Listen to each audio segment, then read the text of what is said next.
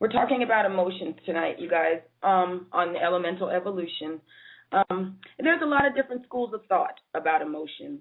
There's a giant dichotomy between how we see emotions in the Western world and also how we see emotions in the Eastern world, as far as how it's expressed, how it shows up in our parenting styles and skills, how it also manifests once we become adults as products of these two different theories or schools of thought about emotion. I found a piece earlier when I was researching for the show, and it was quite interesting, and it was saying that there are two cultural constructions of the self, and they can generally be described in two different models. One is the independent self, and the other is the interdependent self. And I thought about that. Okay, well, what does that really mean? What I came up with, and as I was reading, it says the independent self. Oh, I see Beck is back here. Let's add her to the conversation, and I'll continue. Yay, I'm on.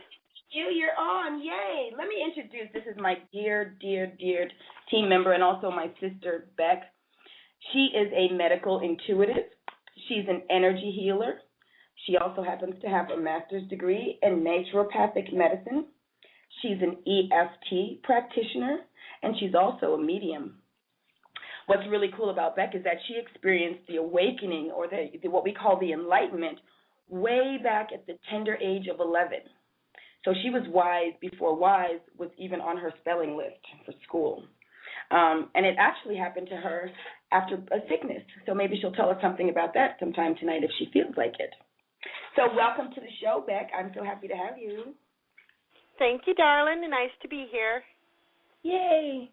Okay, I was just giving a little bit of information about some stuff I was pulling up. You know, I'm a little bit obsessive when it comes to information, so when I start getting on a tear to learn something, I really like to find all sorts of avenues and different ways at which to come, at this particular situation. So we're talking about emotions.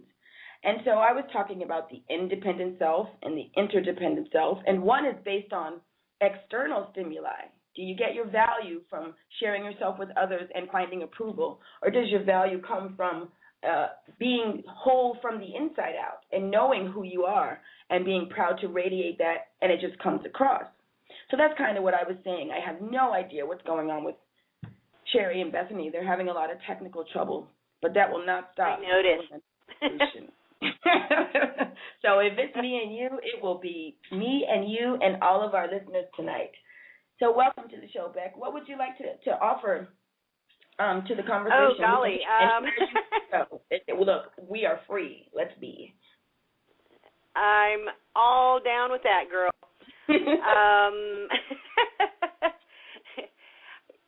I think we were talking. You said that, right? The naturopathy. I don't want to even say it wrong. And medicine that is not from the drugstore. So let's talk. Correct. We really have no idea. Naturopathy basically is everything that comes from nature. And it's kind of interesting because most of the drugs that are sold in the pharmacy originated in nature, but because nature grows certain potencies at some times of the year, probably the one that comes to mind first is digitalis. That's used in stopping heart attacks. And it comes from the foxglove. And for years and years, there was, a pharmacology that used foxgloves in heart conditions. Mm-hmm. Unfortunately, you never knew quite what the dosage was going to be. So today in medical school, they still teach the 4 phases of digitalis overdose. Unfortunately, when they synthesized the digitalis, the middle 2 went away. The first one is rapid heartbeat. The second one is flushing. The third one was nausea and unconsciousness, and the fourth one was death. So with pharmaceutical digitalis, you go from rapid heartbeat to death because they have synthesized out all the other compounds that would have given the signal. Right, kind of a buffer, a little something bit. was going wrong. Lead time. Holy cow! I didn't know that. Yeah. So naturopathic medicine is kind of an umbrella term that encompasses everything from energy healing to herbalism to homeopathy to crystal work. I mean, it covers everything. Within that discipline, then you learn specific fortes. My personal thing is energy healing and homeopathy, because homeopathy is actually an energy medicine that works in the physical but reaches into the energetic. Right.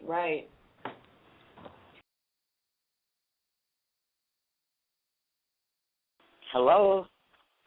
Who's that? This is Gail. I have no idea who. I just heard the transformer that was separate from all of them. Hello, transformer. Well, hello. It's so comical. I imagine it like to be airing in black and white on a Three Stooges episode. Seriously, and that was one of my favorite shows.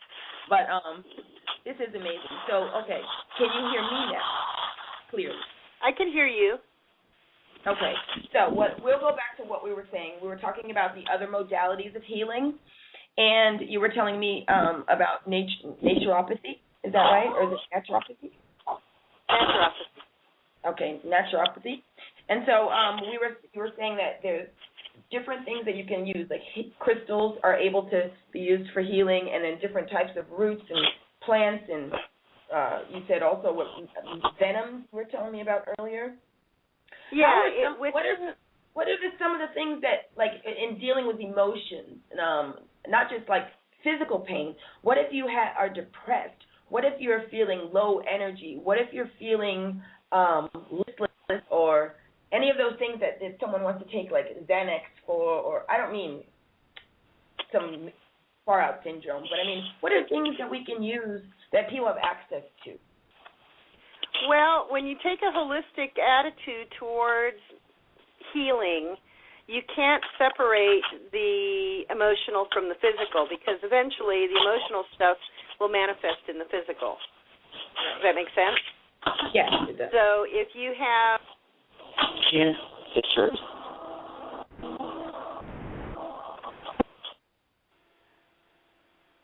Hello? Yes, I'm here. Oh, okay. I got a message that I was muted. No. Weird. Everything boils down to energy. Mm-hmm. You know, everything stems from energetic. It can be healed energetically, and if you have a physical manifestation, it comes down to the vibrational energy. Right. And what can we do to deal with that? For someone who's learning, who would they turn to? What types of where would they go? Who would you ask? Well, it depends on the belief system of the person. Mm-hmm. You know, if you are grounded in allopathic or American Medical Association medicine, and that is what your belief system is, that's what you have faith in, then you should absolutely turn to that, because belief is such a big part of healing. Right.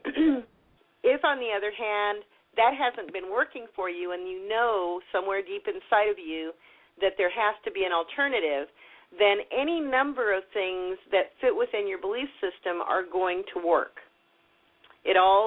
It's a matter of resonance. What you resonate with in your mind is going to be effective in your system.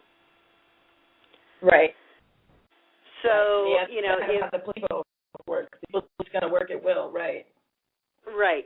So if you're, somebody who believes in the chakra system, then going to someone who's a Reiki practitioner that can align your chakra system is going to be effective. If you believe in, Mother Nature as being the heal-all, then go to an herbalist, someone who knows the healing vibrations of herbs that match the vibration of whatever it is you're going through. Okay. Does that make sense? That makes sense. It's just so I know myself when I first started looking into any of these things, it was just so hard to figure out, like, I didn't know what I didn't know, and I didn't know who to ask. So it was kind of a weird situation. The last thing you can do is ask a medical doctor, because I never really got anywhere with that, because they told me all of that was poppy talk. So all of this information is handy, because some people don't even know, they don't know these things are available, because if it's not at, your neighborhood pharmacy, well, it's not on a shelf. Maybe it's something I'm not supposed to have. So. Oh, and it's totally woo-woo, Oh, yeah. Well, they're going to, surround your body with crystals and light candles and chant over you. And do a dance. Better not.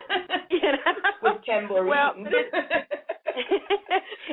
if that is part of your belief system, I mean, there are entire communities that will pray for healing, and they have remarkable results. As well as doing it with sound. They call a prayer circle. Yes, and doing it with sound and drumming and all of that. I believe in that. That can change everything that's real. So certainly healing would fall into that category. Well, have you ever heard of a Dr. Bruce Lipton? No, I haven't. He is an amazing cellular biologist who used to teach at a medical school, and he used to do experiments with what was it? Cellular biology. Okay. And what he was teaching in the schools didn't match what his experimentation in the lab was showing, but it was something that had to be taught because that was the current dogma. Right. And so finally he ended up quitting his job because he simply could not teach what he was expected to teach, knowing what he knew. And he came up with something called epigenetics, and that is the notion that, yes, you can have a certain gene, say the gene for breast cancer. Right. However, there are people with the gene for breast cancer that never developed it. And what is the difference? Absolutely. So it has to do, what he found was that it has to do with the environment that the gene is in. And it's the chemical environment of the body. So if you are someone who is a type A personality and you're always under stress and you're always go, go, go, and you don't take time to go within and meditate and all that stuff, that gene is going to express. However, if you are not that kind of person and you take time to care for yourself and develop the spiritual side of the body, that gene can't express because the vibration doesn't match. It's like a fire with no oxygen. Nowhere to where to feed off of. That's amazing. Precisely. And I mean, like, this should be part of all, from elementary science, the relationship that all things have to one another. Well, and it all boils down to energy and vibration. It's a vibrational universe that we live in, and if you are vibrating in fear, which is one of the lowest emotions, then what you're going to attract into your reality is things that will make you fearful. The universe always conspires to make you correct. Right. She's a mighty pleaser. Right. Yep.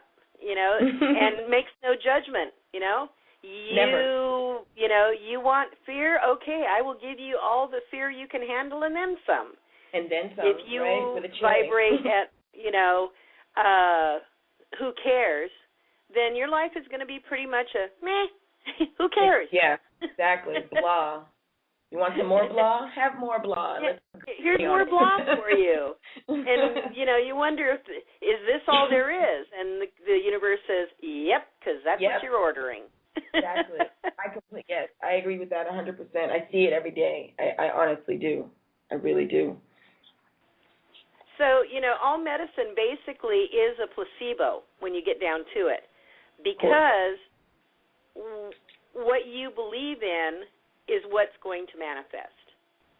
You know, there are people who have been cured by chemotherapy of cancer because they truly believe that the chemotherapy is going to do it. I've seen people die who were misdiagnosed with cancer. How's that for Absolutely. You know what I mean? Like, but and then you find out, like, you've never had. What are you doing dead? You know, how's that work? It should make it sense.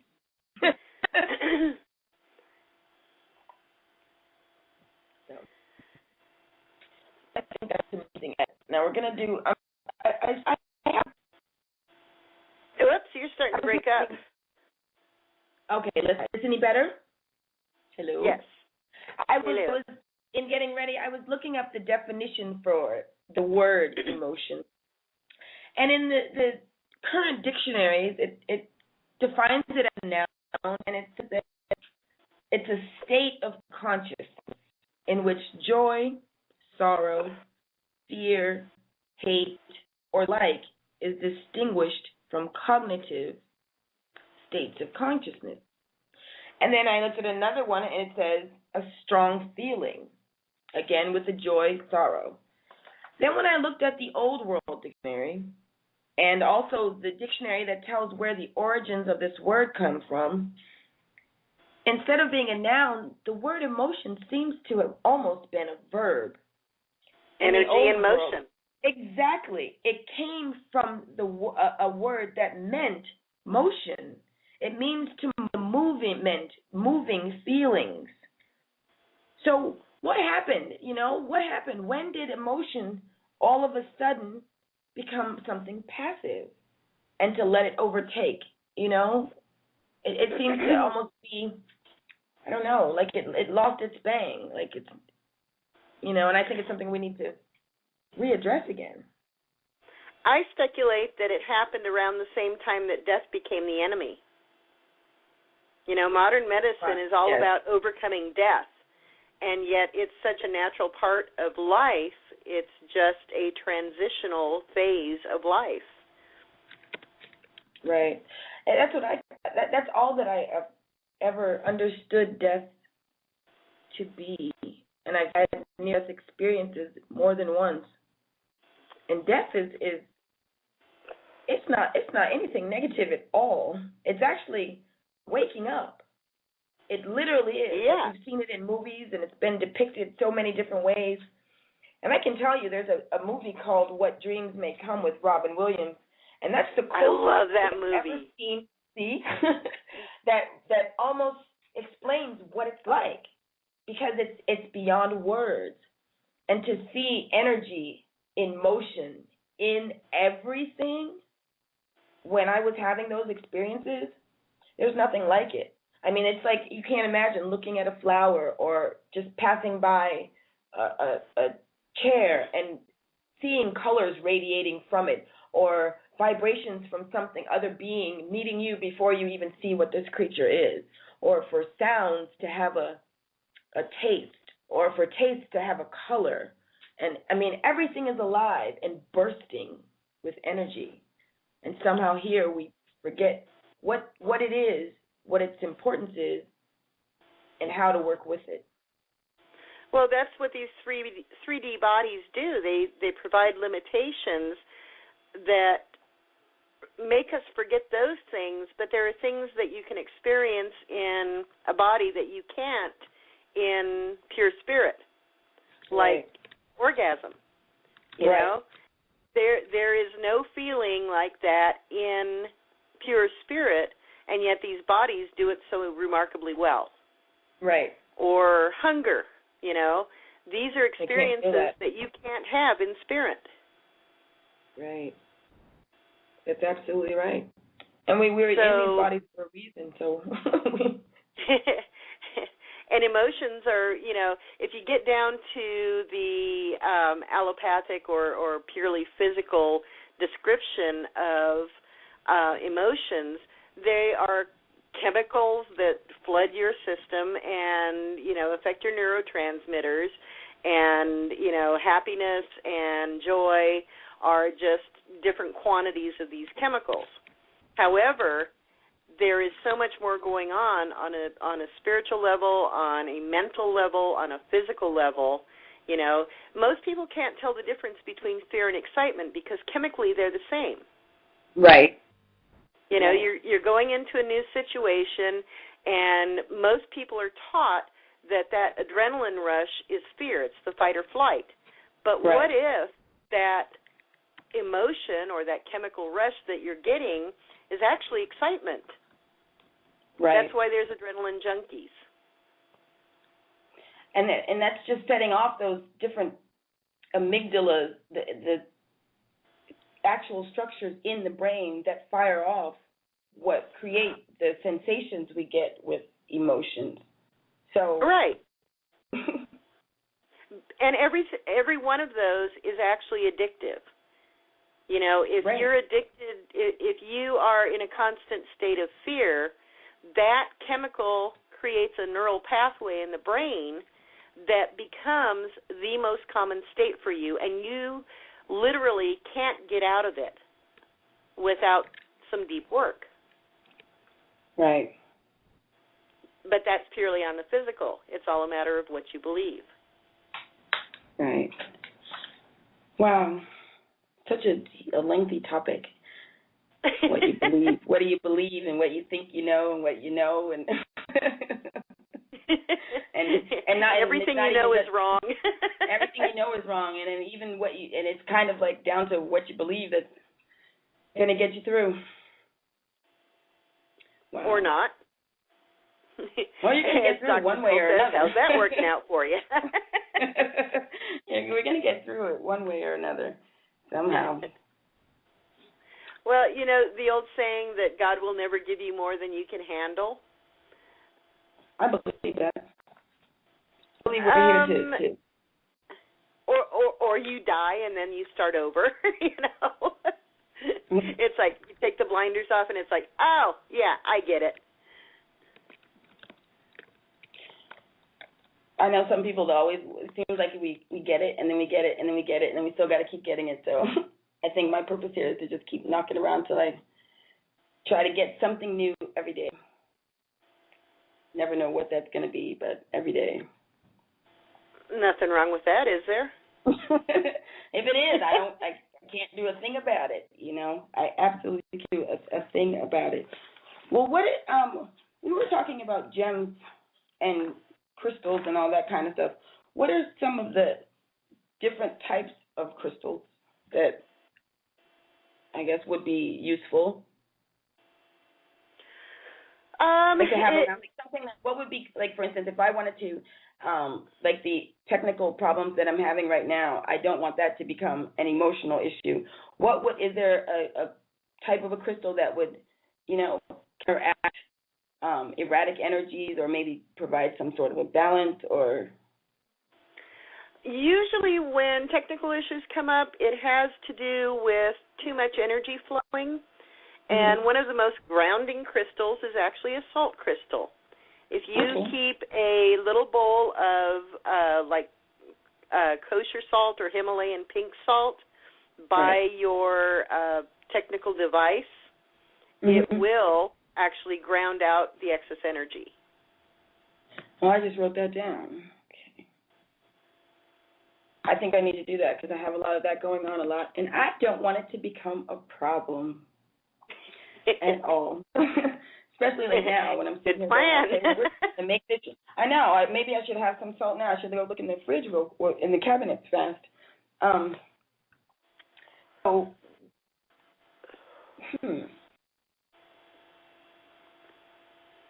Salt is a wonderful crystal. It has many, many applications besides making your food taste good. Right. I think that was one of the superfluous effects. I think maybe that came later. What do you think? I think it had a grander use here, and then it came later. It was like, oh, okay, by the way, it tastes really good on everything. Put a lot. No. I really do. Well, you know the word celery actually comes from salt, from the Latin word for salt, which is sal. Well, just like the salt of the earth. That's, you know, the good part, the good stuff.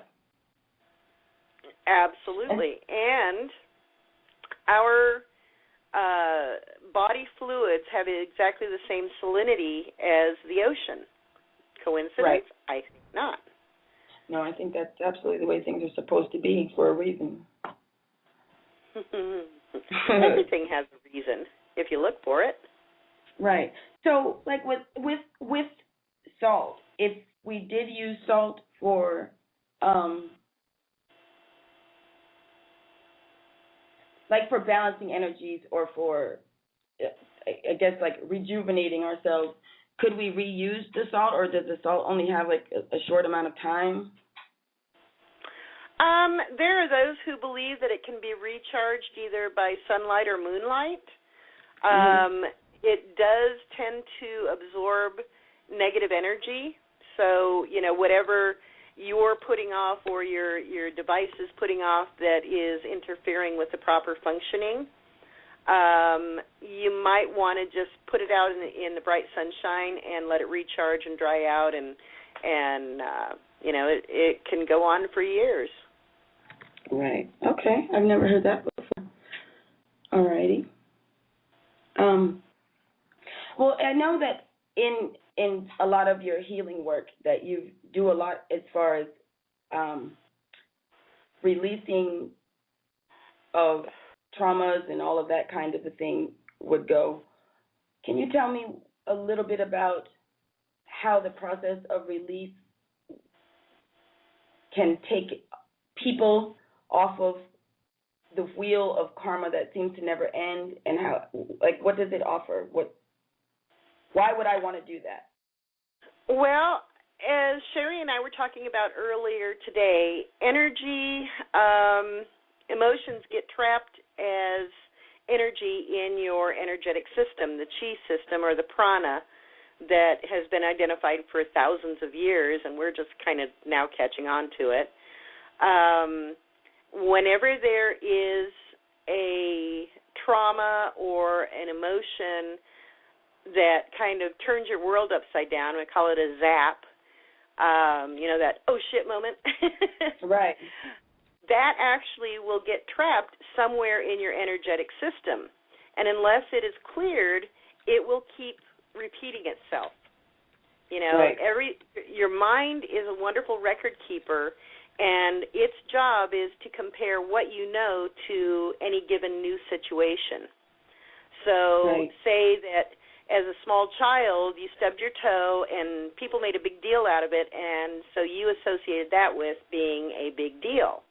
Anything that looks like a stubbed toe in your future is going to be a big deal unless that original incident is released, because you have to get it out of that trapped energetic memory.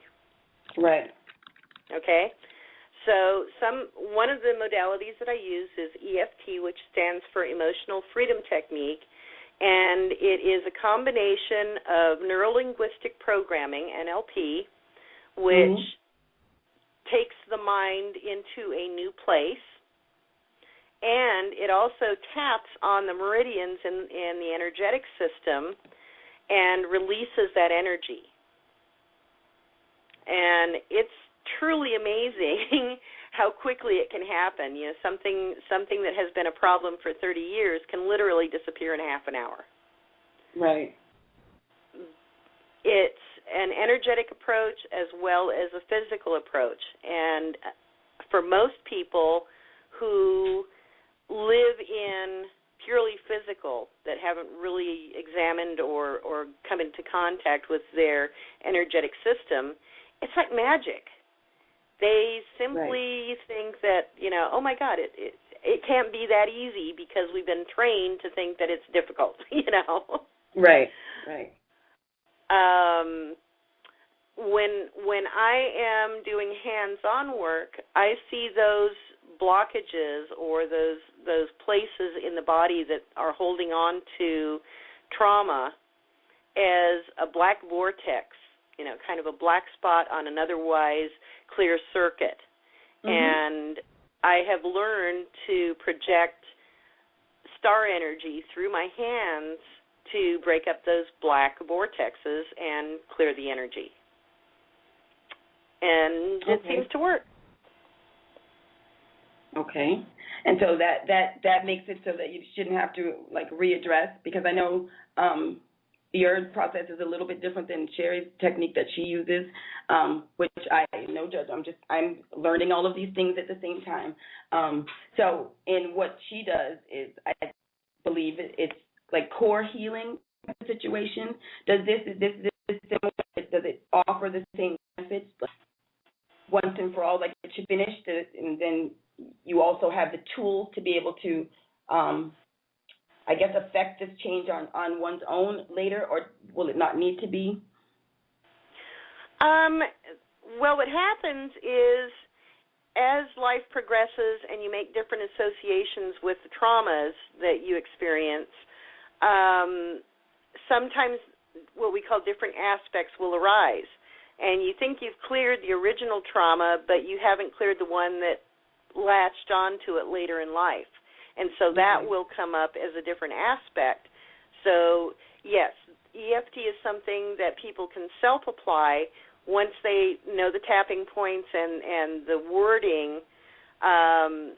You can literally stop anything. There is one specific point that they call the trauma point that will stave off a seizure, somebody who's prone to seizures, when they feel it coming on. If they hit that point and tap on it, it will hold it off until they can get to a safe place to have the seizure. It won't stop it completely. It won't, make it go away completely, but it'll hold it off until they can get to a safe place. It will also hold off anaphylactic shock until you can get to a safe place or get the EpiPen. Well, that's something I might need to learn because I have issues with that as well. I think I may have Sherry back on the line. I'm not really sure. Sherry, is this you? Oh, I guess not. Oh, well. But for myself, I mean, some of the more remarkable effects that I've had, I got stung by a jellyfish, a man-o-war, which is a pretty bad sting. I felt like I was swimming through a high-tension wire. And I started tapping on the emergency spot immediately until I could get onto the beach. And I did probably 20 minutes of this tapping thing about, I don't know how I'm going to react to the venom, and oh, this really hurts, right. And oh, my God. And within 20 minutes, all the pain was gone. Gone. Wow. And only from the tapping, that technique? Just from the tapping. Okay, wow. I have gotten to the point now that I never blister when I burn because I tap into my body's natural healing ability, which is remarkable. The body is a healing machine. That's what it's designed to do. Okay. And so one time I burned myself really, really badly, a 450-degree pan I grabbed with my bare hand, and it took about 20 minutes to reduce the pain, and then I thought, oh, my God, I can't work with blisters on my hands. So I asked my healing system to bypass that part of the healing process of blistering, and within a half an hour, there wasn't even a pink spot where the burn had been. Wow. It wasn't until 2 weeks later when where it would have blistered started peeling. That's kind of that's epic. I've read of it, but I've never seen, that's amazing. I'm not sure if I have Sherry. Sherry, is this you back on the line? Can you hear me? Hello? Hello, can you hear me? Can you hear me? There, can you hear me? I can hear Sherry. you. Can you hear me? Hi there. Can you guys both hear me? Yes, you're live. Oh, good. Okay, so now I can hear you guys too. All right, good. And it's a clear line. Yay. Yay. All right, that's good. Yes. With you. All right. Go ahead, because I don't really. I was just catching bits and pieces. So go ahead and finish where you were at, and then I'll jump in. Well, she was just sharing some parables of different types of healing. She's just sharing about some of the healing techniques she uses and that she's certified in. She's sharing a little bit about different elements that we could use in healing. Just trying to fill the air because I didn't have any ready to ping off with the things that we researched ahead of time. She's got her. I'm sorry about that. This no, technical it's not your thing. fault. It really so puts I'm me over the edge. it. Well, and then as soon as I go into any kind of, as soon as I start to project that energy out, then all of a sudden I whacked out the whole system. I think I probably knocked out most of the blocks. So. Yeah, I don't doubt it.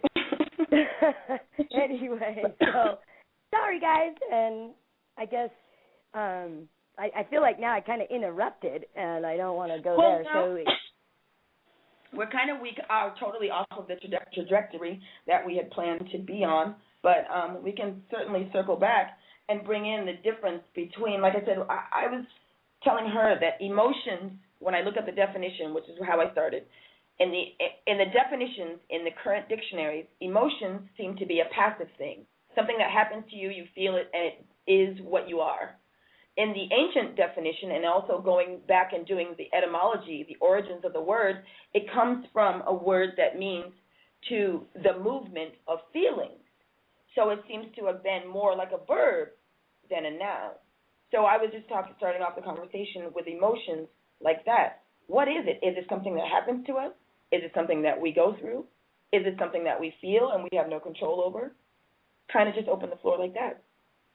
Oh, good. Okay, and so I had missed parts of this, and what I kept coming into was like hearing about, or I guess like different oils and stones and these kind of things, and kind of projecting it outside the body, and that's where I kind of was like, wait a minute. Right? Because that's no, we were talking about just all various tools, that's all, just different things. Well, and that's when I'm telling you this, even when I was on, it's like I would only hear like 3 words, and then I wouldn't hear anything else for a while, and then I would hear 3 words, and then I wouldn't hear anything else for a while. So it was really... well, you're very, very, very clear, so I'm glad, because we couldn't understand you either. It was choppy. I'm sorry, that was weird. It's not your fault. Energy is energy. It is what it is. It is what it is.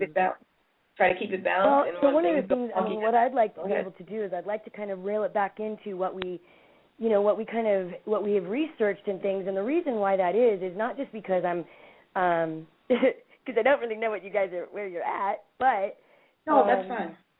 Because one of the things that happened on the show with Lisa Harrison was that she was saying, and it seemed like a lot of people had this concern about what's happening to them right now on the planet, like what is going on? Why are people so tired? Why are their tummies sick? Why are they feeling vertigo? Why are they feeling so much emotion when they're not on their period, or whatever? Like all these different things. See, people seem to be having these questions, and so you had done some research, like on the Merkaba and then the planetary alignments and some different things. So maybe you could kind of rein it back in and start talking about like what the what the effect is on the human body with the planet Venus, right, and the rotation and how that's affected. And then you and I can kind of chat, and kind of that can start our conversation, because I think you and I both researched it, and maybe we came up with some different things, and then also Beck can then join in with what she knows. Like that could just take us back. Okay, I'm not even going to tell you a story. That was on the list of things that was your baseline, not mine. So I didn't do that. Okay. Yeah. No. Okay. I'm always talking about the energies and I mean the alignments and all that stuff, but for the hard data, I want you to go ahead and take the lead with that one, because that's your avenue.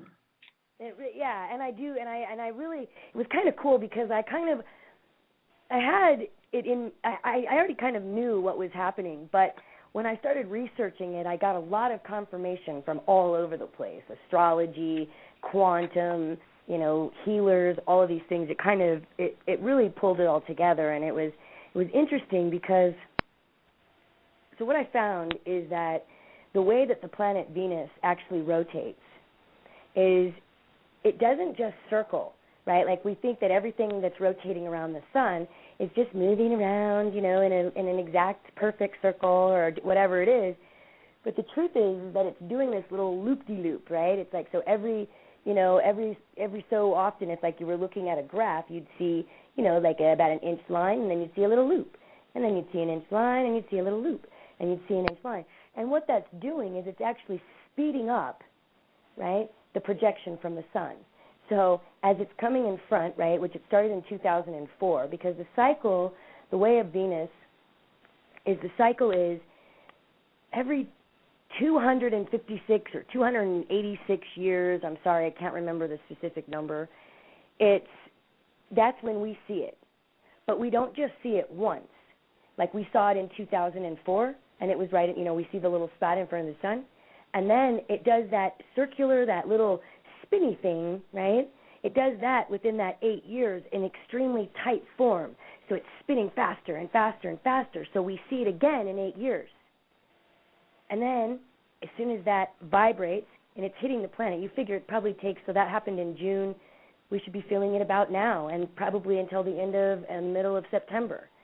Right? And so that vibration, well, now that vibration will not happen again to this planet for 256 years, 286, whatever that is.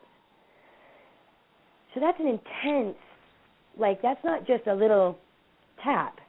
That's like plugging into the sun, right? That vibration of So love. you said people will feel it. And what does that mean? Like what does that translate to in layman's terms for people who might have no idea when you say feel it? Like it's not going to be like a rock's going to hit you in the head. What does that mean? No. So you don't like, something going to happen to me? Yeah. Okay. So like that's how when people are talking about, oh, all of a sudden I'm so tired, or all of a sudden I can't sleep, or they constantly have nausea for a few days, or they get that vertigo in the brain to where like they feel like their eyes are dizzy, or all or of can't these wake are up. things. Yeah, that's exactly what it is. But it's also like that holding in the body that we've discussed, right? That energy that holds in the body. Now, the emotion, when you're defining that, you gave such a great explanation of, like, what the emotion is.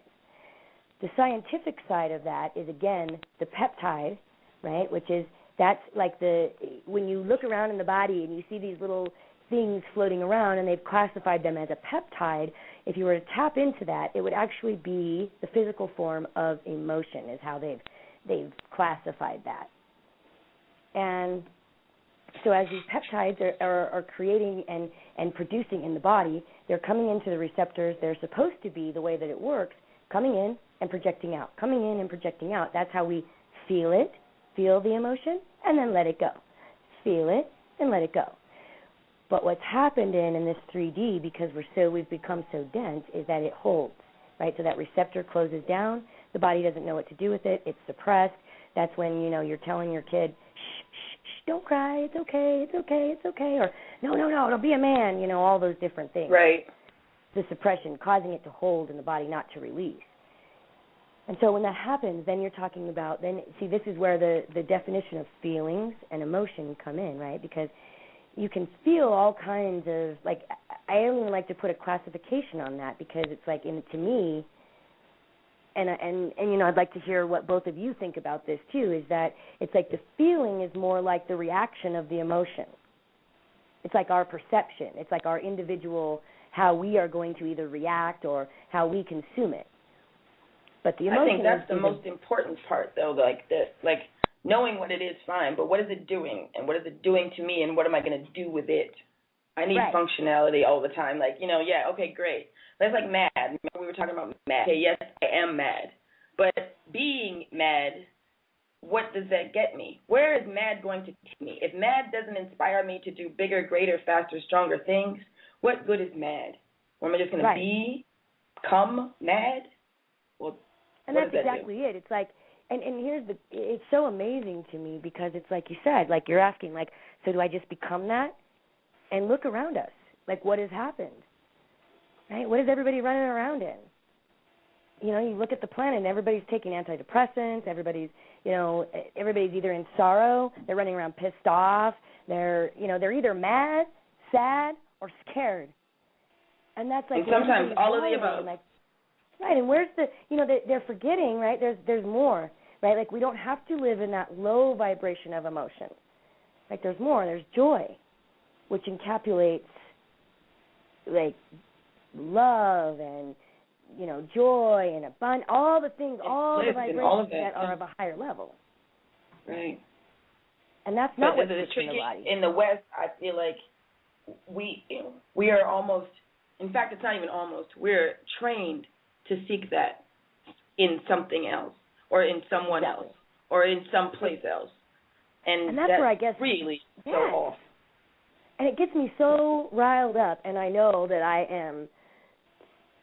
I'm probably a little overzealous or, whatever it is, but it's like I start to go into freak out when we're talking about these kind of things and people start taking it outside of our being, right? Because I think that that's been the biggest trick.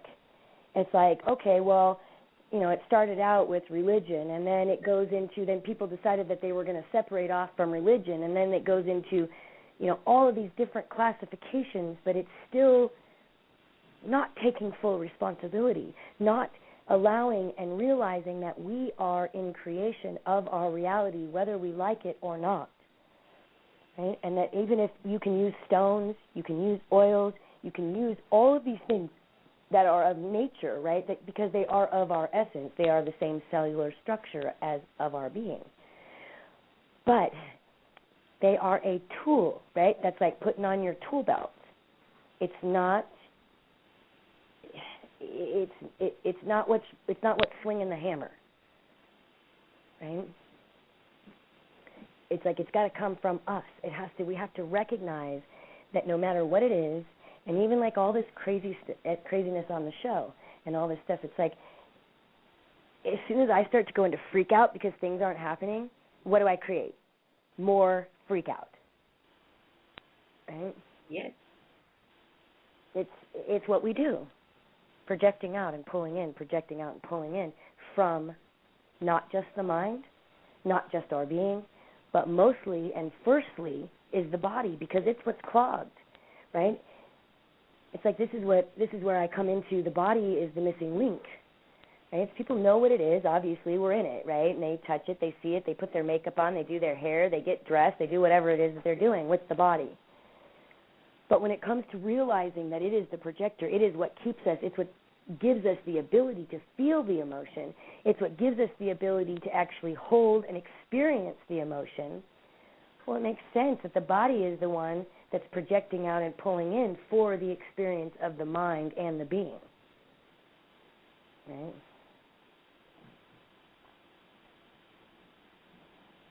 I mean, do you think that does that make sense when I'm saying that? Does that kind of encapsulate that it's like you can use all of these tools, you can fill your toolbox and you can use them all.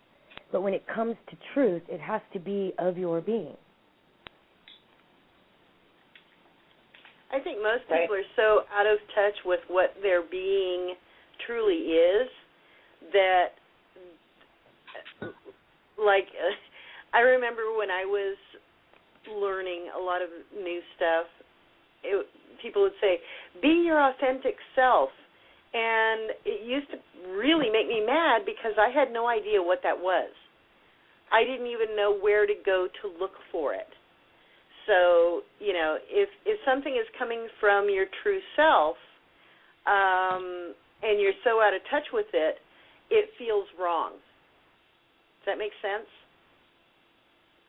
Right, because it's yeah. foreign. People fear what they understand a lot, yeah.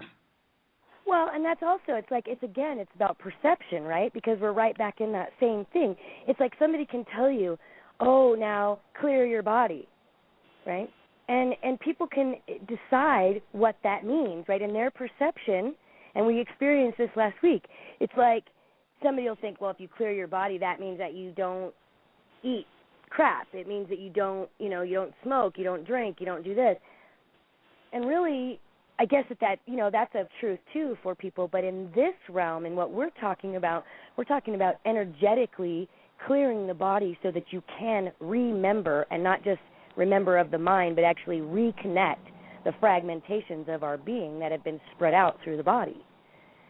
And so, and this is one of the things that, like, when people go to touch into things, or they have something happen to them that they don't like, and you have to take a look at and go, okay, we have the collective where people are all projecting and pulling in, right? Whose ad am I answering, or who's answering my ad, right? Because it's never outside of ourselves. And I guess that pulls us all back to, so what's happening when right now at this time on the planet because evolution is at hand. It is now. It is not coming. It's here. We are evolving. The planet is evolving, right? And so as we're starting to get hit with these higher energies, higher frequencies, that solidness, that low vibration that's stuck in the body, it's like being shot, right? It's like being just, it's like the light is just being shoved into the darkness. And you're either going to let it go or it's going to kill you. And that's an exaggeration. Maybe it'll just make you really sick, and then you'll continue on in a different way. I'm not sure exactly how all that's going to work, and I don't want to make claims to know everything like that. But I know that what I see is that when these energies finally hit into the body, and this is what's happening now, this is where everyone, all of these psychics and all these people that are talking about, all these deaths on the planet, the people and the beings that are vibrating at that low vibration, their bodies are not going to be able to take the hit. Right? It's like drilling that hole into the room with too much light, but that person hasn't seen anything for so long that it immediately blinds them. Right? They haven't waken up. They haven't come into it at all. And so it's not a place of judgment. It's just about them vibrating and moving to a different plane. Right? They're not going to die. They're not doing anything. They're just going to go to a place where they can finish their evolutionary process where they're at. And that's letting go of judgment and working on ourselves, looking at where we're at, looking at what we're doing, looking how we're contributing, what's in our bodies, what are we projecting, what are we creating. Right? I hear you. Yeah. And I get, I know that, one of the things that we had talked about too was there's all of these different aspects of history and truth, right, for our planet. And so, and they've been talking about these kind of things coming, right? And it's not just like we're just making this up. It's like there's so many other, even if you break it down in philosophies and all these other things, even in the Bible, it's like they talk about, the age of Adam or the time of Adam, and people have construed that as Adam and Eve, and they've made up this great story. But the truth is what is the whole planet made of? What is everything on the planet that's physical, what is it made of? It's made up of atoms. A-T-O-M, not A-D-A-M. Right? And so then again, that's the creation of reality, projecting out and pulling in, projecting out and pulling in from the atom, the body, the physical.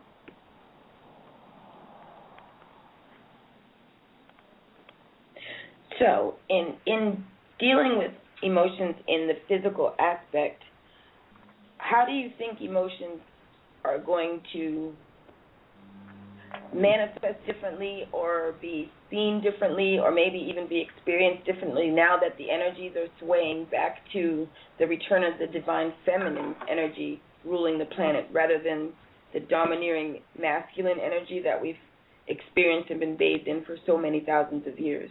What do you think that's going to look like? Well, because or shall we define what the difference, what the difference is? What is the divine masculine? What is the divine feminine as a basis? It's funny because I know that we've had this. You and I have had lots of conversations about this kind of stuff, and it's like there's so many perspectives on things. But I guess what I always look at, it's like when people start talking about things and they start talking about light working and they start talking about, how they're energetically doing things or they're doing, whatever it is, using stones, using gems, using oils, whatever it is, if that's working for them, right, and they're waking up happy and they're going to bed the same way, bam, baby, go for it. But what I've seen is that doesn't work. It may work for a little while, but it's still taking it outside of our being, right? It's like expecting something else or someone else or whatever it is to come in and fix us when it's all within. Right? And so when you think about the feminine and masculine, I probably am I probably go a little deeper and let me know if I'm like taking us into a place that I don't need to. But it's like, to me, when I see it, because I do see energy and I do believe strongly that that's what we're about, I don't see necessarily, I see the masculine and feminine, and it's like the neurons in the, or the, you know, you've got the positive and the negative that create, with the neuron, that create the atom. So that's what you're talking about with male and female, right? And unfortunately, and I know that this seems kind of judgmental, but the masculine vibration is of a lower, more dense vibration. The feminine is of the higher vibration, right? Creation. And so as that's coming in, people are going to be lifted. That's why, like, you know, I keep hearing all these people talk about, well, I've been crying for 2 days and I don't even know why, you know. Right. Releasing, right? That light is coming into the body, and if they're open and if it's capable, it's letting go regardless. It doesn't matter if they're even recognizing it. It's just going to happen. Right. And I feel like in as far as just in a broad sense, I feel like, and as far as even things that I've pulled recently to read for the show, it seems that the masculine, the divine masculine, is a sentiment or a way of being that is more centered on the left brain and more the logical, and the divine feminine energies represent a creative spirit, a return to compassion and tolerance, and a more gentle way of being. Why is that funny? I'm laughing because. Are you working on that? Yeah, that would be a big one. Let me order you another second scoop. Hold on. Yeah, that's. Don't fight it. It's happening. It's kind of interesting because it's, you know, like after I, you know, I'm not going to claim that I don't fall into the crap. You know, I get freaked out and all of a sudden I'm spinning and acting like a complete ass, and so it's like. And when it's over, you know, and I'm taking a look at it, I'm like, wow, who was that? Like, what is that about, right? But that is, in a way, like, that's this, I am battling like this, not battling, that's the wrong word, but I'm integrating, right? I was raised very masculine, unfortunately, and it's not unfortunately, but in a way that kind of being able to, it was a way for me to understand the gifts that I had without becoming so engrossed emotionally that I wasn't functional. Right? I feel the planet, and I feel the beings, every being on it I can touch into. And so if I allowed every emotion to hit me, I'd be a blubbering idiot 24/7. Right. So, I think there's a balance going to be struck in all of that. Right, well, and so it kind of, so sometimes I swing the other way and am very callous, right? And that's where that's 3D, and it kicks me in the ass, and that's where India comes in and other people, and are like, hey, hello. You know, that's not what this is about. Empathy, non-judgment, all of that stuff, right? That's a part of being in this reality so that we can evolve, letting go of that masculine ego bullshit. And it's not even, I don't think it's even letting it go, because, I mean, I know I embody a lot of qualities that are more, let's say, not so feminine. You know, I think my mind. I'm not a tongue biter. I say, you know, I tell it like it is, and a lot of people have no idea how to take that.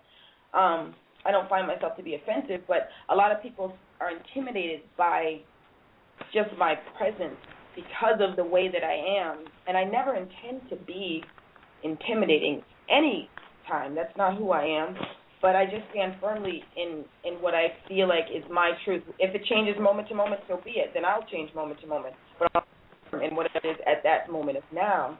And I think embracing both sides is so important. You know, I mean, I don't want to be. And I think you're right. Yeah, I do. I think you're absolutely right. You've got that.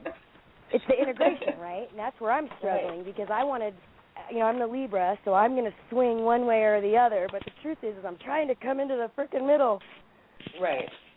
You know, and that's where, I think that's where a lot of us are. It's not, and again, this is where, you know, we reel each other in and not get too far off the the goal. The goal, that exactly. is to heal this planet so that we can all evolve. It's not about one. It's not about ego. It's not about all of this. It's like the collective, and let us all push forward so that we can experience the love and joy and blah, blah, blah that we all want to feel.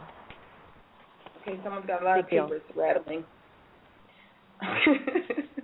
Yeah, well, and I think it's interesting, too, because, you know, you could think that you, like you've got something down, right? Oh, I know this.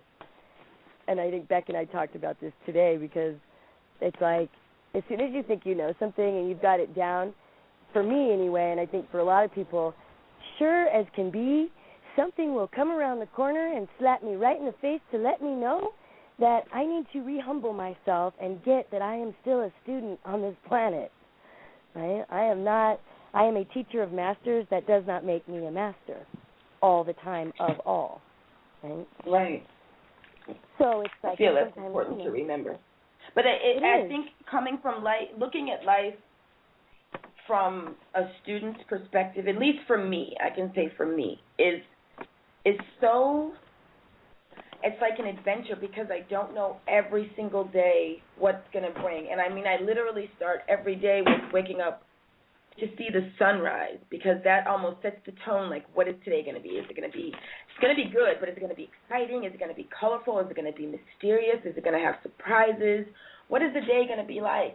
Because it's almost like no matter what is going on, if we take time and appreciate the positive things in our lives every day, at some point in the day, is someone rattling first? Hello. Hello. Sherry, is that you? Sherry? Sorry, it's going in and out again. I'm going to put myself on mute and reconnect so that I'm not causing disruption. So give me just a second. Oh, sure. Go ahead. Sorry. Bethany, are you there? Bethany? No.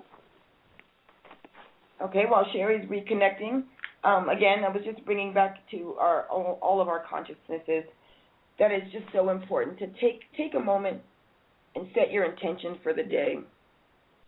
Decide you're going to have a good day, and make it your business that no one's going to take that away from you. No matter what the energies are doing, no matter how you feel, if you feel like crying, cry, but don't become depressed. If you feel like laughing, laugh. It doesn't mean you have to become a raving lunatic either. There's a fine line in the middle that makes all of these things so much more bearable. Let's see who we've got here. Is it Sherry? Is that better? Is this Sherry? It is. I'm back. Yay. Okay. All right, we've done our this is so goofy. I feel like that the rabbit in the hat. I keep popping in, popping out, popping in. No, popping like whack-a-mole. It's like, okay, except we're doing it the other way. We're trying to get through instead of popping them down. It's, But like I said, this just like anything else, like I tell you daily, this will not break me. If I have to sit here and read lullabies and bedtime stories, I will do that. And I know that, and this is funny, and this is not, a lot of people don't know, because I have different sides to myself. I do this kind of work, but I also have, a 3D job that is probably not what people would expect. I'm in the legal field, and so sometimes in the integration, which is, it's making me laugh because India and I just had this discussion about how pulling them in and bringing them all to the table and not letting one take over the other, right? Like I don't have to be the lawyer or the healer. I can be both. And and changing that vibration. And I catch myself still like dashing in and out of each. And the integration that's all part of this as well. I think that more, not just me, but I think a lot of people are starting to feel all these separations, the fragmentations that we've experienced to survive on this planet are starting to come together. And it's kind of amazing. It is. I feel like, honestly, that when things look like they're falling apart, they're usually coming together. And so, I mean, team sports, which I'm not into it one bit, but like even team sports and the military, they want to start from zero and give you a foundation, whether I agree with the foundation or not. But just like the energies are going to break us down to our most vulnerable, barest selves. And it's going to bring to the surface all that flotsam and jetsam and all that ugliness, all those things we crammed away, all those things we never wanted to talk about, all those things we regret, we fear, all those things that go bump in the night are all going to come to the surface at one time. Exactly. And then that's what are you going to do? What are you going to do about it? Well, that's the whole thing. And here's where it's like, and this is where the process comes in, right? And it's not, like I said, I'm not going to claim that it's the get all, know all. It's the ultimate of everything, right? But I know it works. Like I know that this one process works to clear the body. I can't make other promises. I don't know what it will do for each person. I can't promise you that it's going to fix everything in your life. But when you clear the body, then you can be responsible and you can take control of how you are creating your reality. And so it's giving the opportunity, it's opening it up, it's leading the horse to water and giving each being the opportunity to take as big a drink as they want. Yes. Right? Absolutely. Without shoving their head down in it and drowning them. I was going to say, without drowning them. Yeah, because, Because sometimes you like that one, too, don't you? Yeah, sometimes it's like, what? What? You don't want to We just need to do a spritz. You're so thirsty. Yeah, no, just a spritz. We just do it lightly. Yeah. Wow. A mighty emotion. Yeah, I need to, instead of trying to drown them, maybe a little splash in the face or something, Just a little, just like a hello, how are you, darling? Not a hello, Yes. Try a little tenderness. I think there was a song written about it. Don't make me lie and say, maybe it was Roy Orbison, I don't know. Probably, I think you're right. It sounded so good. I made that up. I really did. Well, absolutely. Like I said, you and I have had this discussion so many times about. So many times. But sitting and having the morning meeting every day. But no, it's absolutely on point though, because no matter who we are, none of us knows it all. I've come across a lot of knowledgeable people, so none of us knows it all. So as we are one, we need to lean on each other, and I want to know a little bit about what each and every one of you that I cross paths with has to offer, because that's how I build a better me. Because, like I said, if we're one, then let's act like it and take responsibility and heal this planet and ourselves. Well, and that's what I think is so.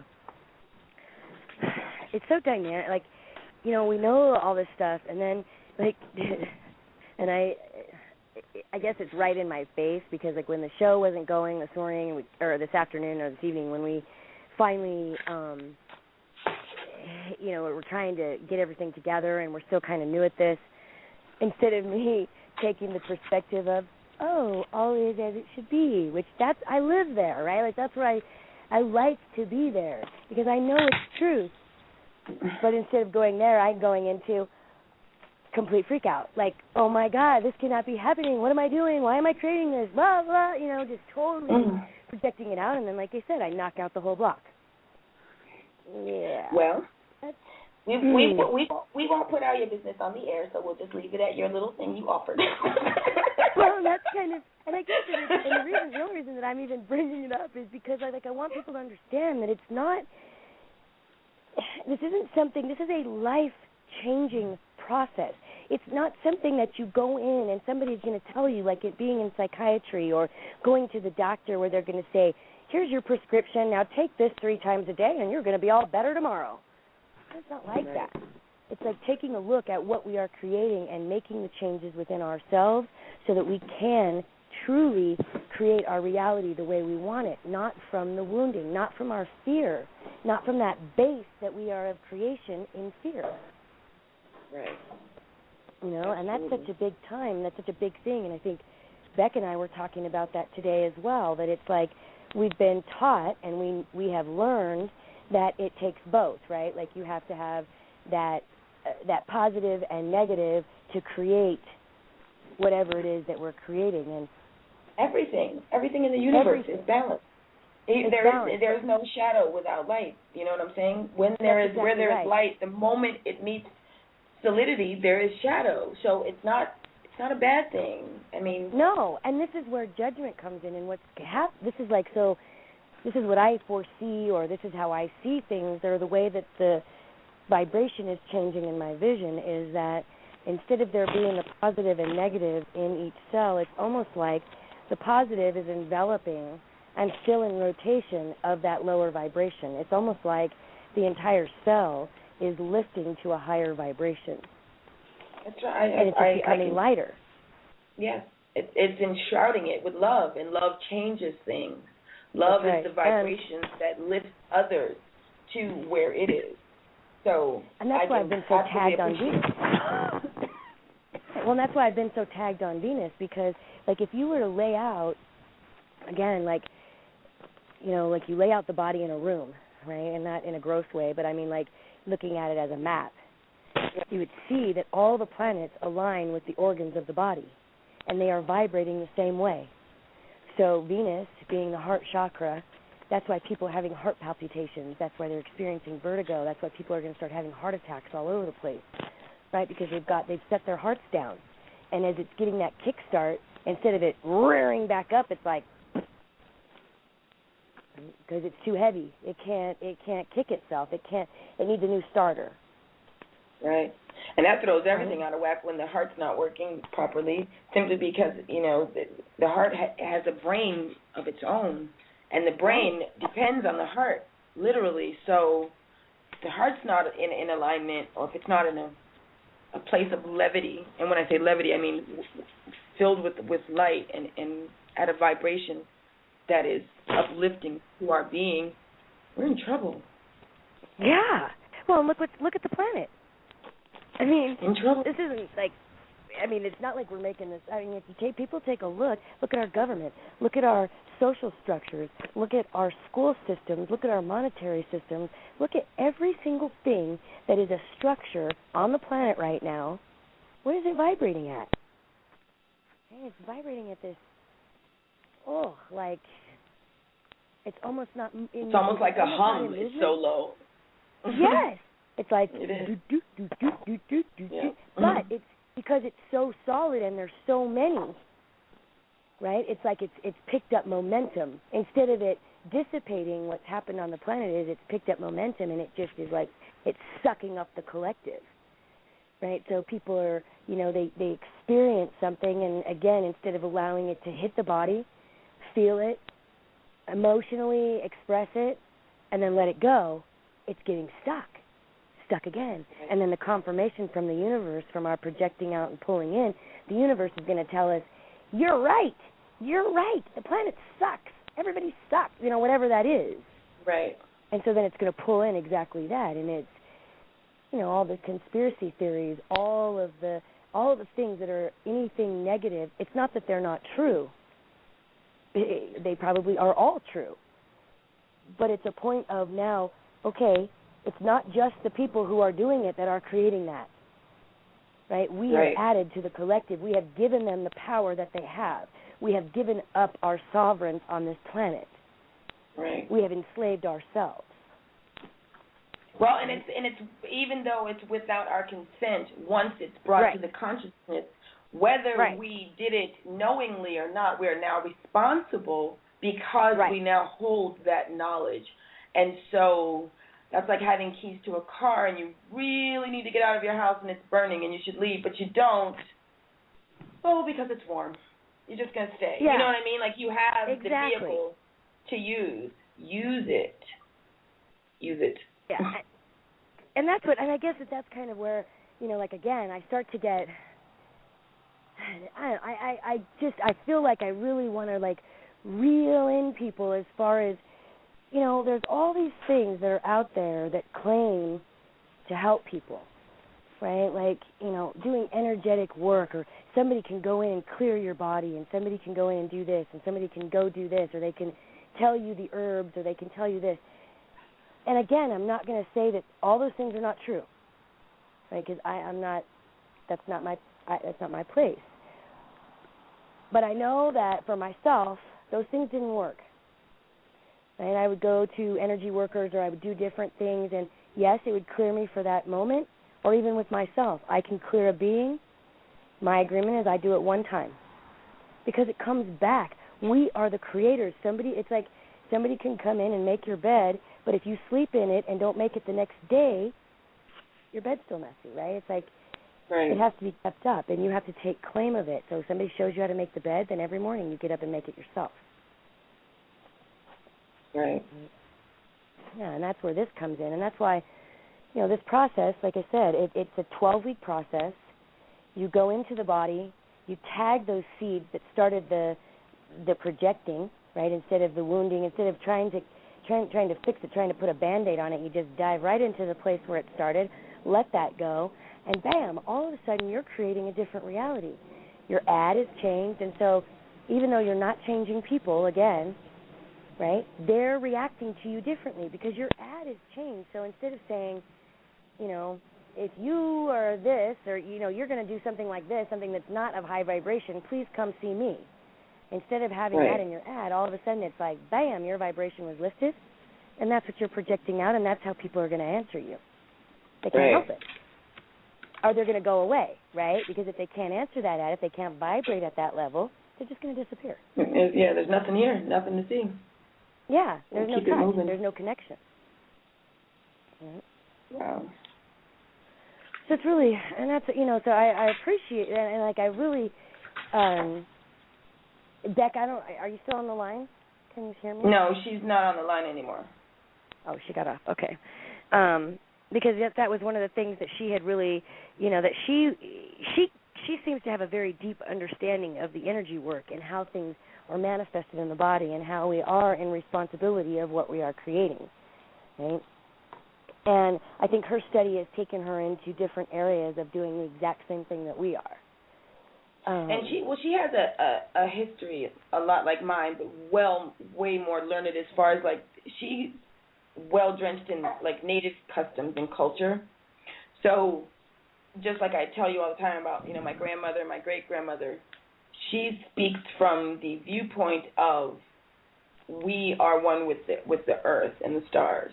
So that's the way that indigenous tribes look at it, and they don't have this process. And they don't have trauma.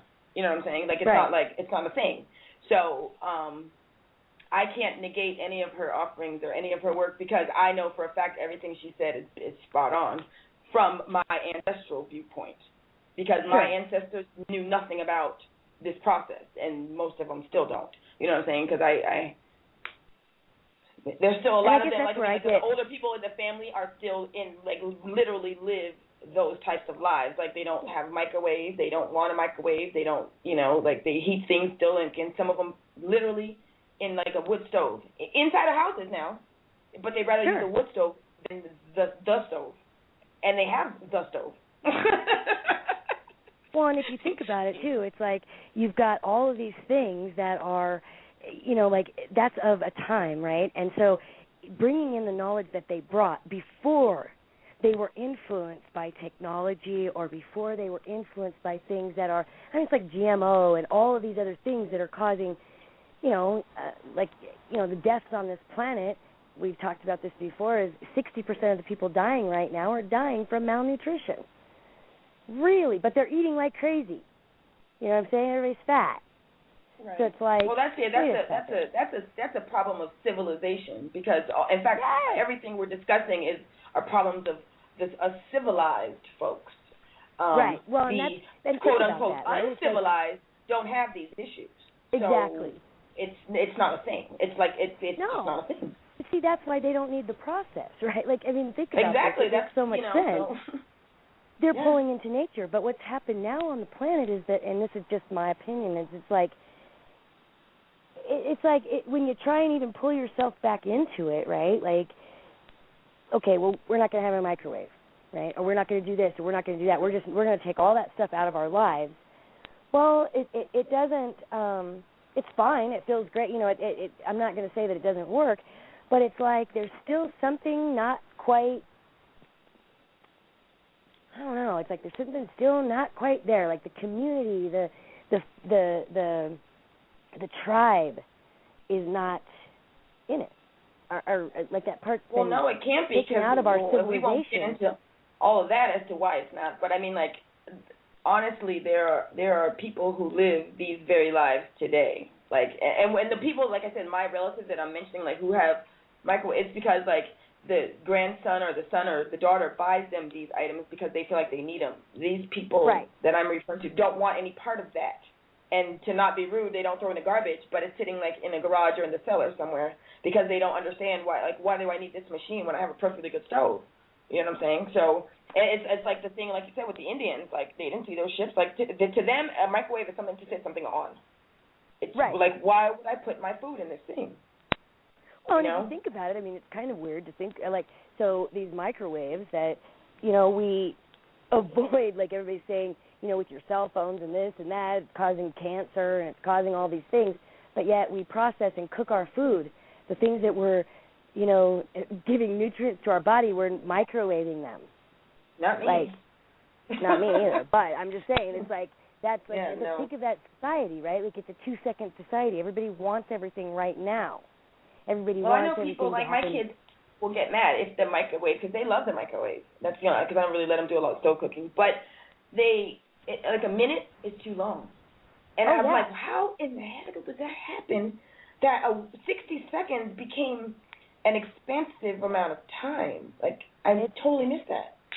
It's totally, and it's interesting because this summer was kind of a pilot in my house, and so I took out the microwave and I got rid of cable, and we still have the internet because of, you know, the show and because they could connect with their friends and things like that, but there was nothing else. And it was great for me, I will say. I think it's amazing. But, yeah, nobody in my house really thought it was that great. No, the kids don't, because my kids, when I did things like that, when I stopped using dairy products or when I stopped buying processed food and things in the frozen, like that's, you know, Hot Pockets and that kind of a thing, they literally were worried about what are the other kids going to think they're weird. Like, they really thought, well, you know, like, I get that. People are going to think something is wrong with us. What do you mean we have to cook everything? Yes, and I know, well, and I think I heard what my daughter that's becoming a teenager, she said, everybody's going to think we're poor. You know, we don't have a microwave and we don't have cable, so now we're the poor people. Oh, yeah. Oh, they had all sorts, like, let's bring cable from next door. No, I don't want it. It didn't get disconnected. I turned it off. That's exactly right. That's like I was trying to make this point. Like, no, it's like everybody keeps bringing a microwave over to our house. It's like, no, there's it's not broken. Someone in your house is calling out someone. You said we project out and pull in, so someone's pulling in a microwave. Oh, yeah. So you're kidding? My kids are like, please, I'm just saying. please. See? Well, there you go. You know? And so this brings me to another whole, like, little thing that I'll throw out there, and then you can, you know, kind of turn it. But it's like what we are creating, right? It's like that projecting out and pulling in. It's like, think of how powerful and how it's like, just like you said, like somebody's pulling that in. Somebody's putting it out there. Hey, we need a microwave. And so somebody, you know, my dad shows up at my house with a brand new microwave. I know. That's what they now imagine 10 of those in the same thought wave, or 100 of those, or 1,000, or a million. Amazing. Like, what? That gives me goosebumps. Yes. Because it really does, because that's power. Yes, that's all part of it, right? And here's the other thing, is that here's where claiming sovereignty and not going outside of our being is so important, right? Because if you think about it, and I've told people this before, but then I kind of, you know, sometimes I start hearing things and I'll kind of change my view and then kind of go back and forth. But what I've come to is that we are capable, right? When we touch our food, when we, like people have always, you know, we bless our food and we do this, what that's doing, like to me now and how I'm transmuting the food is like putting my energy, putting my essence, right, and then calling in the essence of whatever that is, right? Absolutely. Absolutely. And in the water and all of these things, we have the capabilities of transmuting it as soon as it touches our being. We don't. And it doesn't even have to touch your being. You can put your hand over water, Or like, exactly. Me, the nerd me, I'm so just fascinated by Dr. Emoto's work that he does with water and with rice, with setting intentions. He merely put distilled water in vessels, and what he did was to label them, one with love, one with fear or sadness, or what have you. And each of those, in its crystalline form, when he looked under a microscope at these samples, every one of them had a different effect. And the ones with the low vibrational memos attached to them, they were quite ugly, the crystals that they formed, like the formation of the molecules of the water, and the crystals that, when he froze it and took a slide, the formation of the crystals, instead of being beautiful and bursting and all the fractals and things, it almost looked like broken windows. Well, and think about that. You know? Like, so then you think about, like, the position of the cows and the chickens and the eggs and all these stuff, and everything. dairy and all these things that are in our collective, right, that we're going to the grocery store and buying every day. Well, think about if a cow is dying in fear, right, and we're talking about the energy being carried through what we're eating, and even if we're projecting, they're still a part of the collective. They still have their own energy vibration. Right, and we can transmute it, but if you're not transmuting it and you're not transforming it, you're consuming that vibration. Right. Absolutely. You know, and that makes so much sense as to how people. I mean, look at the obesity, right, and look at all these different things that go on the planet for no reason. Yes. Like that, it's not there's even a reason, but explainable it's in just most not a cases. nice one. You know, it's like the fats that we eat, the foods that we eat, the non-nutrition of everything. Well, how about the things that we accept as food products? We accept that. We keep buying it. If we didn't buy it, it wouldn't still be on the shelf. But I challenge my children to look at the items, the list of the ingredients, and if you can go find like 3 or 4 items that's listed in the ingredients on the shelves in the store, I'll buy that item. That's the easiest way to get out of having to buy any of that bull stuff. I don't buy it. Right. Well, because you can't find the things that they're talking about, right? Like that. No, Mommy, what row is the sorbitol poly 80 urate RDC number 5 on? I'm looking produce all day. Yeah. I'm thinking, you know. You know what I mean? Seriously. And they don't get it. Like today, my daughter was asking me, tomorrow's the first day of school, can I have Gatorade for my school drink? And I'm like, no, because I love you. And she just looked at me like, Mom, you're so not together.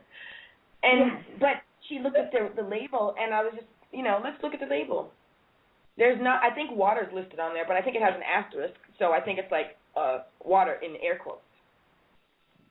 Well, I'm not sure what that means. Yeah, who water knows? in air That's quotes. the whole thing.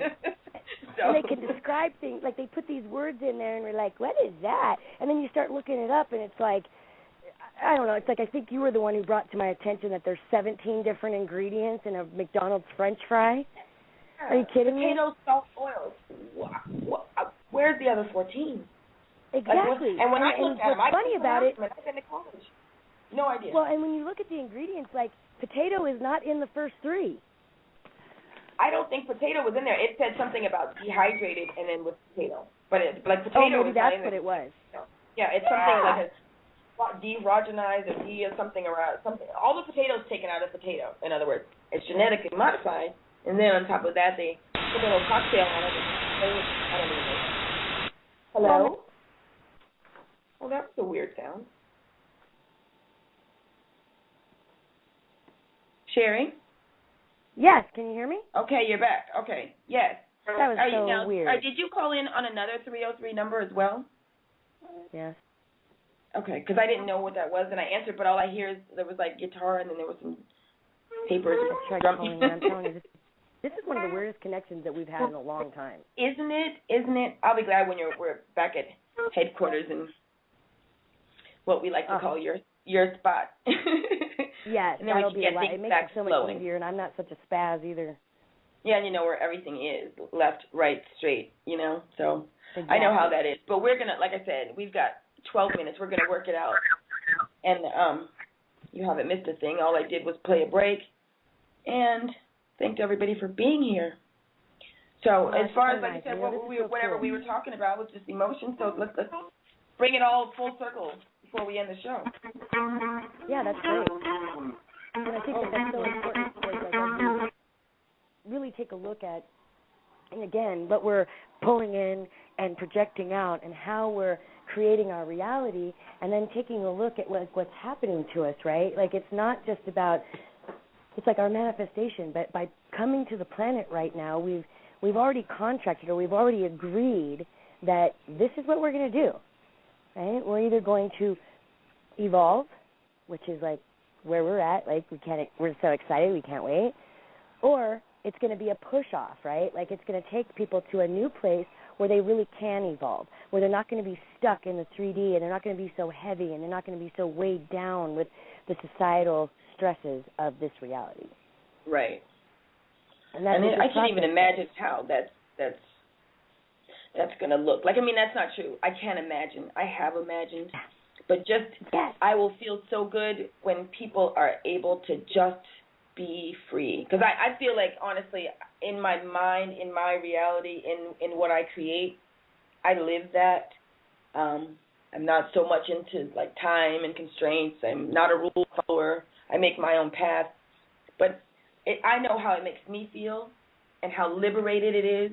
And I just can't wait till everybody is fearless and able to do that. And not only able, but because they're able now, but willing and not afraid. That's the biggest key right there. And that's like, again, that's exactly what we've talked about 100 times. It's like, you can lead people, but here's the other part of that. It's not just about, like, they have to be willing. Like, they have to understand it, right? If they're not in a place in their evolutionary process, if their minds are not expanded to a point of where they can actually grasp what we're talking about, well, that's not a place of judgment. That's just a place of they haven't gotten there yet, right? It doesn't mean that they're behind. It doesn't mean anything.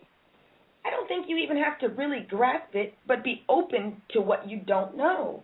Because the willing vessel, the empty vessel, is always available to be filled. It can dump over or whatever, but you can refill it. But if the vessel has a cover on it, no matter what you bring, if it's, fresh milk from the cow with the golden teeth, it doesn't matter. It's not available. So I don't think you have to understand it. That's just my bit, though. That's how I feel. I don't think you have to understand. I think you have to understand that we don't understand. You know what I mean? And you're probably exactly right. I think, I'm a big, like, I want to know. Like, I want to know. Yeah, I want to know, but the more I know, I feel like the more that I learn, it just underscores, reminding me that I know nothing. That's so, you're No, that's not right. funny. It's true. I mean, seriously, you know true. How voracious I devour information, and the more I'm never satisfied, ever. Right. It's because I want more. It's like that just makes more questions for me, and it's like when I get those questions answered, it creates 10,000 more questions, and it just goes on forever. So if that stopped, I honestly don't know what I would do with my time. Well, you know what I'm saying? Instead of learning. Right, and think about how... very cool. There's others I could ask that would tell you something totally different. but see, that's where, and that's you and I've had that discussion too. Like, if you fall into your ego and you think you know it all, right? And you've witnessed me do that, and I'm not going to claim that I haven't. But the truth is that as soon as I take myself there, I've shut myself down to continue to learn what's really happening, what's really going on. And as soon as you shut down and you think you know it all, you're no longer learning. You're no longer in process. You might as well just stop. Well, you did stop. That does stop. Like that, you have stopped. Whether you're in motion or not doesn't mean anything. You're stagnant. That's right. You could be treading water. Exactly right. You're doing a lot. I've seen people tread water literally and be completely out of breath because you're fighting to do it. It's not like you have a buoyancy that's just holding you there. You know what I'm saying? Treading water is not easy. I don't want to do that. It's easier to stroll to me. It just well, just like lay back and let it, and just flow with it. Yeah. Go with the flow. It's not just a saying anymore. It's real shit. It's really not. And that's where, like, if people can just, as these energies are hitting, and as they're starting to feel sickness or they're starting to feel things, just allow them to release from the body. Allow yourself, don't go to the doctor and put meds in there so that all of a sudden you're just suppressing more and more and more. You're just building it, right? Let yourself feel it. Let yourself expand that emotion. Let the energy that's coming into the planet actually push you into evolution. Don't hold it back. Like, that's the whole thing with this. So as you feel sick, grow up. You can't hold it back. It's going to happen with or without you. Like I said last week, it's going to happen with or without you. And if you choose without you, no problem. It's like it's not a catastrophe. It's not. No one's gonna revolt. No one's gonna come knock on the door and say, "Hey, you must evolve." No, you can say exactly what you're doing, and you'll be still doing exactly what you're doing, getting exactly what you're getting. So that's where, again, if you're personally responsible for whatever you're generating, then you have no room to complain about what you receive. And if you do, you can, but there's kind of no point. There really isn't, you know? No. Make your choice. Live it fully. Hell, if you want to choose to be, you know, a rock star, a hobo, a superhero, a ninja, whatever it is, you know, a nanny, whatever you want to be it with gusto. Be it a holy. You know, right. No regret. Do it. Ball to the wall. 100%. Bam, baby. Otherwise, you're wasting time. Exactly. And it seems to be speeding up these days. They're winding down. Right? It's like spinning. Where's time going? Like time is like leaving. I don't know where it's going, but time left. Like time's not flying. Time's gone. Oh yeah, that's another whole show. You know, we don't even have enough time left to even go into the whole concept of time, because it is, first of all, it wasn't real to begin with, and so now again, as the veil lifts, that's all going away because it was all bullshit for suppression. Right. It's a social agreement. Exactly. Designed I shouldn't say separate us into individual realities. Now, how that? You know, everybody's got their microcosm of what's real. I think 4 a.m. should be 4 a.m. here, in Iceland, in Africa, in Norway should be 4 a.m. Now, whether that's lunchtime for you or dinner time for someone else, if the sun doesn't wake up early enough for you to do your farming, which was kind of the information I remember I asked once in school about the what do they call it, the saving daylight times or whatever? Yeah, daylight savings. Yeah, and they said to me it was because in the 1800s, the farmers had to get up early with the sun to plow the fields. So when the sun would change, we changed the clocks to provide for them. I'm like, what do you mean? So they couldn't. None of them could get together and figure out get up earlier or later. Hello. I don't know. We had to change time. That seems like we're really out of your way to do things there. That's like, you know, I want to cross the street, but I'm not going to walk. I'm going to bring that side over here. That's exactly right. I mean, seriously, like, think how, but that's it. And then everybody's like, okay. You know what I mean? Like, the government's like, okay, we're going to change time. And I get it. If you think about how ridiculous that is. I don't get it. I still don't. Like, I literally, when it's time comes to change the clocks, and I have to do that simply because, like, the children to go to school or whatever, because I don't usually know what day it is. You can tell me any single day that it's Wednesday, and I'm, okay, I like Wednesday, that's fine. But, I mean, I just don't, I've sat and looked at that whole thing about time, and then there's places where they don't change the time. Like, I have a friend in Arizona, and they changed time in California, and they changed time over here on the East Coast, and they changed time in the middle. But so it's like Arizona, the keeper of the lost hours, or do they pass back out the hours after? Like, I don't even understand. Like, how do they? And then what's so amazing to me is you actually look at where the concept of time came to, and it was actually like the whole reason that it was happening is they astrologically and by the sun and this and that, and so to base it on that and then decide, oh, that's not working for us, we're going to change it for everyone. I mean, that's crazy, but everybody falls for it, and that's the perfect example of how our society follows without understanding or knowing what they're doing. Right. Wow. Yeah. And I think I heard Andrew, you know, I'm a big Andrew Bartz's fan, and him and Julian Wells. And I think he made a reference to, like, time began because, like, prehistoric or ancient type man couldn't decide on, like, when do I meet you again at this rock? And they didn't have anything to mark down. And he's like, well, the next time that thing is up there in the sky, you meet me right here. That makes sense, right? You're like, that's a reference. Stuck. And it's so, okay, but how many millions of billions of years might that have been ago? Exactly right. And who knows if they were even, I mean, you know, we take things and we've manipulated things so well to fit whatever it is that we think we're doing, then who knows what they were even initially talking about. They may not have even been talking about the sun. They may have been talking about the bull that came down to the water. You know what I mean? No clue. But it's taken at and put on. Well, we're getting down to the last 60 seconds of the show, you guys. I want to thank everybody for joining us tonight and bearing with us. Those of you who are still in the chat room, we really appreciate you coming out and also being so patient with all of these technical difficulties. We assure you we love you, and we send you the very best energetic intentions. If you have any questions or you need some more information from us, you can always go to our website. It's elementalevolution.org. Or you can find us on Facebook. We have a Facebook group, Elemental Evolution, as well as a page. If you need any further information or a free consultation, feel free to inbox or message the group or the page. It doesn't matter. Sherry, you got anything you want to say to close the show? I just want to thank everybody for showing up, and I really appreciate everybody just kind of hanging tight with us. We're in such a learning curve, and it's so new to us that it really feels exciting, but sometimes can be frustrating. And so it's really nice to have the support and the love and all of that I feel when we're doing this. So thank you, everybody, and I hope you all have a fantastic week. We'll see you next Sunday. 8 o'clock Eastern Time. Good night. Good night.